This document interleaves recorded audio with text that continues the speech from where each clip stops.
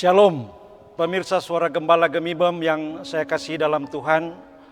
Selamat berjumpa, selamat bertemu dengan Suara Gembala Gemibem edisi kali ini.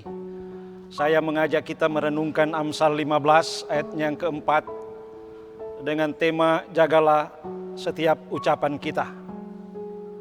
Saudara-saudara, Tuhan Yesus mengingatkan kita tentang pentingnya menjaga perkataan. Itu sebagaimana dalam Matius 12 ayat 36. Tetapi aku berkata kepadamu, setiap kata sia-sia yang diucapkan orang harus dipertanggungjawabkannya pada hari penghakiman. Karena menurut ucapanmu, engkau akan dibenarkan, dan menurut ucapanmu pula, engkau akan dihukum. Artinya ayat ini mengatakan jangan sampai ketika kita menghadapi penghakiman, kita akan dihadapkan pada daftar panjang perkataan yang sia-sia yang pernah kita ucapkan selama kita hidup.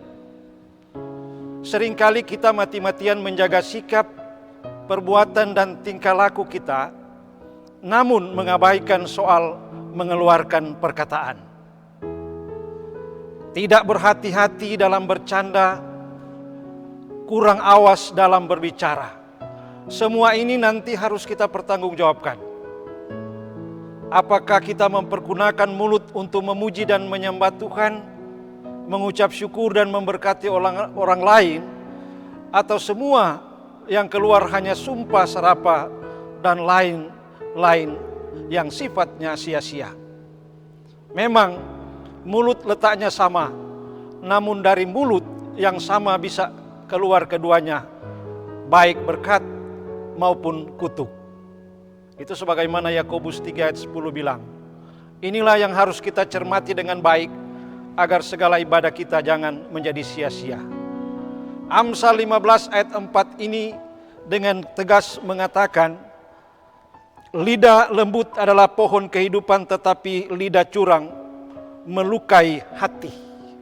Lembut di sini mengandung arti kiasan, yang berarti apa yang kita katakan kepada orang lain akan lebih baik jika diucapkan dengan lembut dan bukan dengan cara yang kasar. Entah kita berbicara atau kita menjawab pertanyaan orang lain, katakanlah dengan lembut. Lembut mempunyai arti juga bahwa perkataan-perkataan dari orang yang tahu tata krama, tahu aturan, tahu sopan santun, dan juga tahu dengan siapa kita berbicara, apakah dengan anak-anak kecil, orang dewasa, atau orang tua.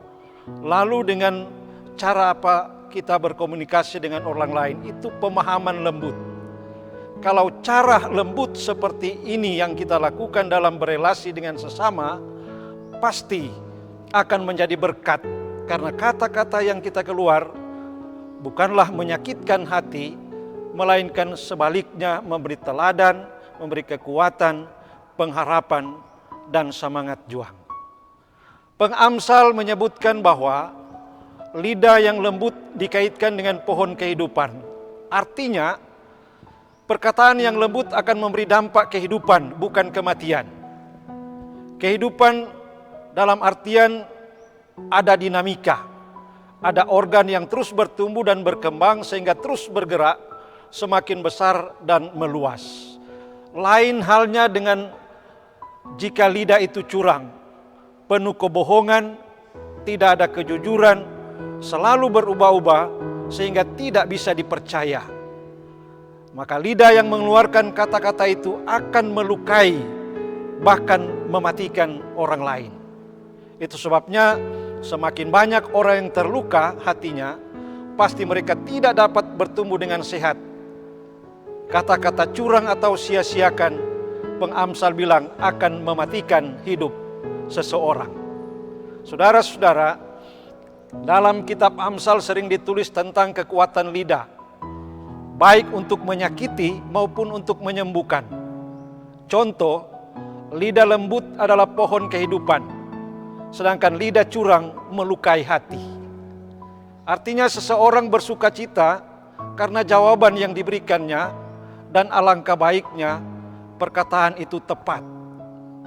Orang Kristen, saya dan saudara, wajib mewakili Yesus Kristus melalui perkataan-perkataan baik kita. Sungguh betapa terhormat, betapa agung, bahkan mulianya kita bila dikenal sebagai orang-orang yang berbahagia, yang selalu tersenyum, dan memiliki tutur kata yang lembut bagi semua orang. Untuk itu marilah kita terus membangun dengan lidah yang lembut, sambil tetap menjaga setiap ucapan kita, demi untuk menjadi berkat bagi sesama sebagai bukti ibadah kita kepada Tuhan. Semoga Tuhan menolong kita semua. Amin.